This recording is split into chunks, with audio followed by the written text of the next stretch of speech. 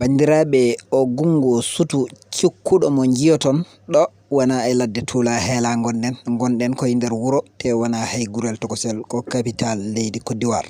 Ɗo e oɗo capital a serata yiide e capital he gunguji baɗini wonno ko nokku kewɗo leɗɗe no fewi.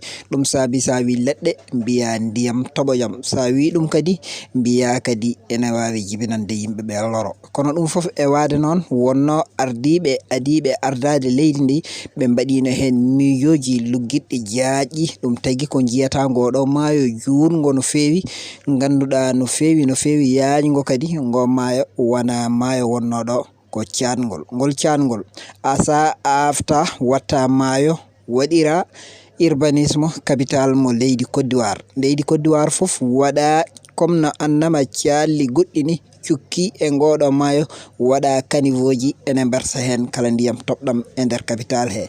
Ɗum tagi wadde ngo maayo wiyetengol lagine ébrier ngo wi kala ko toɓi e nyalawma walla e jamma mami yar ɗum ha laaɓa.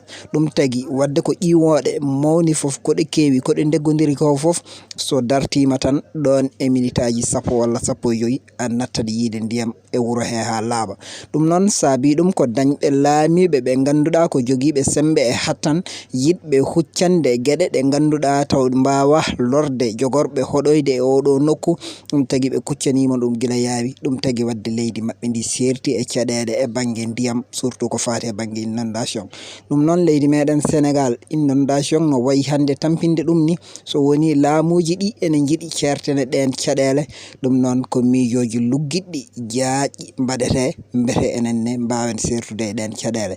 Bandiraɓe e sehilaɓe ɓe mbita gurdam hande ɗam ɗon moƴƴinirte janggo garo jaam. Ɗum noon wadde sen jiiɗi gurdam janggo ɗam wela moƴƴa ɗam hande ɗam en guetoto wadde feere ha ɗam fewa ɗam moƴƴa.